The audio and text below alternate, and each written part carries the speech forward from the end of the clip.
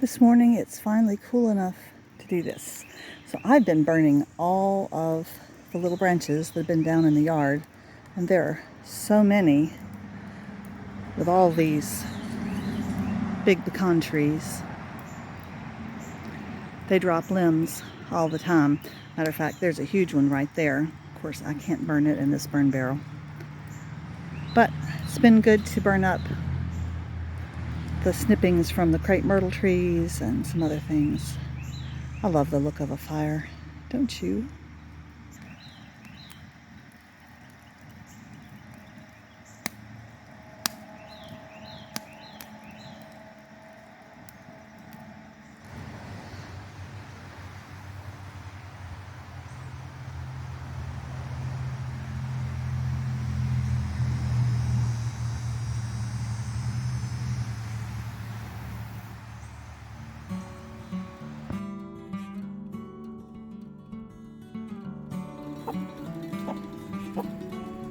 Hello, Henny Penny. There's my little baby.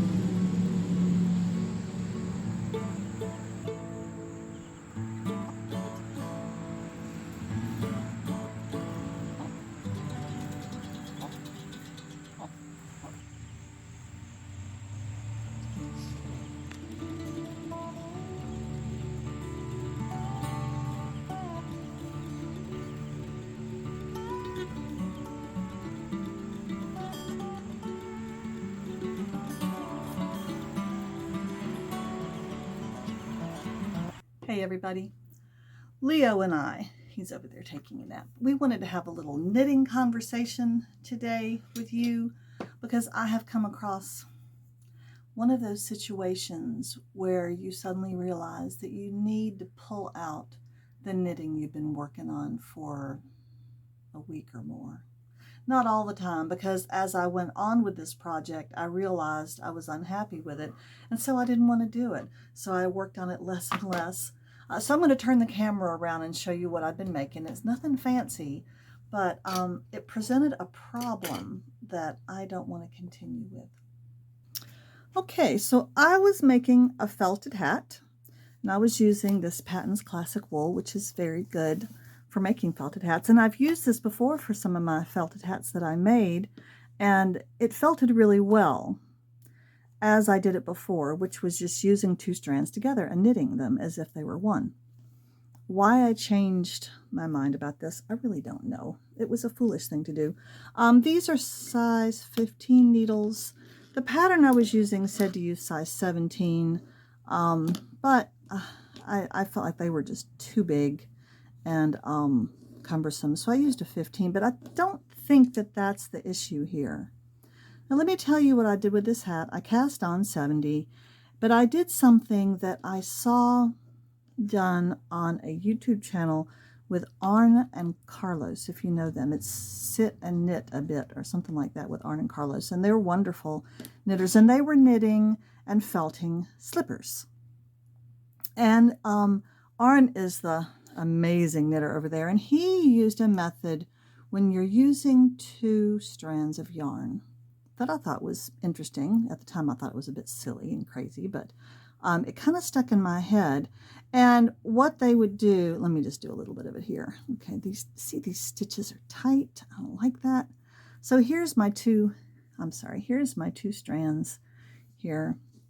Here's my knitting using circular needles. And basically what Arne would do was he would knit one of the strands in one stitch, and then on the next stitch he would knit the other strand. Okay, like this. It's difficult for me to keep the two strands separate from each other. It's very slow going. It's a bit tedious.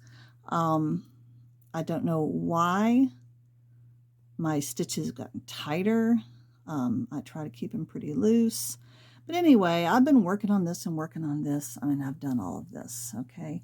It was a little bit better here, but when you get to the, whatever the measurement is where you reduce, you knit two together for one round so that you bring the hat in. This is supposed to be, when it felts, kind of where the brim curls. At that point, I've got inches and inches to go, and the hat just seemed to just shrink right up. I mean, if I put this on my head, it just about fits right now. You can see how small it is. If it felted up to almost half the size, there'd be nothing left of it. So the reason that I decided to use this method on this hat was that with some of the yarn I was using, my homespun, and some of the chunkier yarn, the columns of knitting, no matter how much I felted it, the columns of knitting were still very distinct from one another. And you couldn't see the rows this way, but you could see the columns going up and down. And I didn't like that ridged look. I wanted a solid felted look.